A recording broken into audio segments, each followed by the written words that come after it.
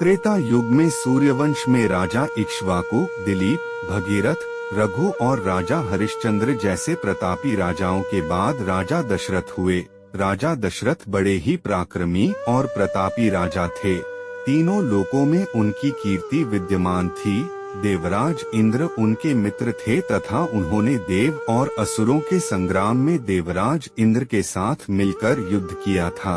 राजा दशरथ का साम्राज्य दिन दुगनी रात चौगुनी उन्नति पर था, लेकिन उन्हें केवल एक ही चिंता सताई जा रही थी कि उनके बाद उनके वंश का क्या होगा। राजा दशरथ की 3 पत्नियां थी, जिनमें से सबसे बड़ी रानी कौशल्या थी, उनसे छोटी रानी कैकेयी थी तथा सबसे छोटी रानी सुमित्रा थी। 3 पत्नियां होने के बावजूद राजा दशरथ की कोई पुत्र नहीं था जो उनके कुल को आगे बढ़ा सके, इसलिए उन्हें अपने कुल के अंत का डर सताए रहता था। इसी विषय में उन्होंने अपने कुल ऋषि से इस समस्या का समाधान पूछा। उनके कुल ऋषि ने बताया कि उन्हें पुत्र प्राप्त करने के लिए पुत्रेष्टि यज्ञ संपन्न करना होगा, जिसके फल स्वरूप उन्हें पुत्र की प्राप्ति अवश्य होगी।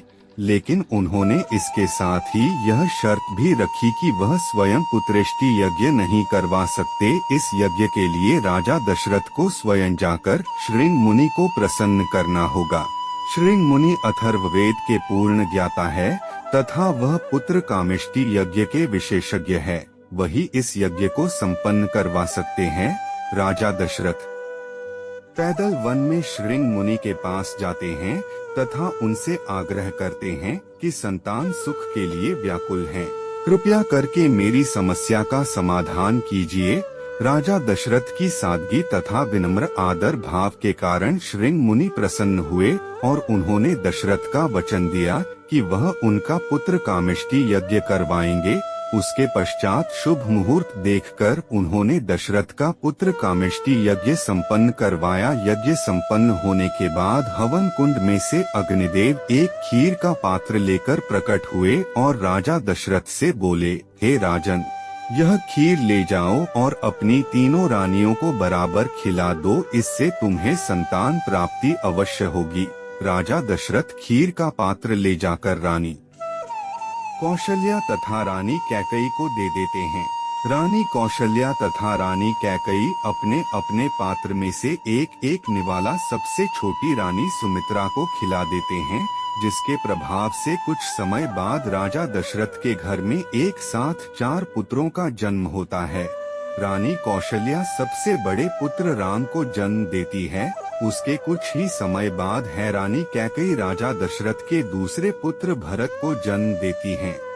कुछ है घड़ी बीतने के पश्चात रानी सुमित्रा राजा दशरथ के तीसरे पुत्र लक्ष्मण को जन्म देती है तथा कुछ ही क्षण बाद वह दशरथ के चौथे पुत्र शत्रुघ्न को जन्म देती हैं।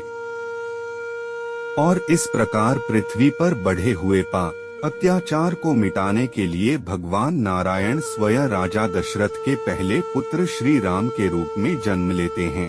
भगवान विष्णु के राम अवतार का साथ देने के लिए शेषनाग लक्ष्मण के अवतार में जन्म लेते हैं तथा उनके साथ ही भगवान विष्णु के सुदर्शन चक्र भारत के अवतार में जन्म लेते हैं तथा शत्रुघ्न भगवान विष्णु के शंख शैल के अवतार होते हैं।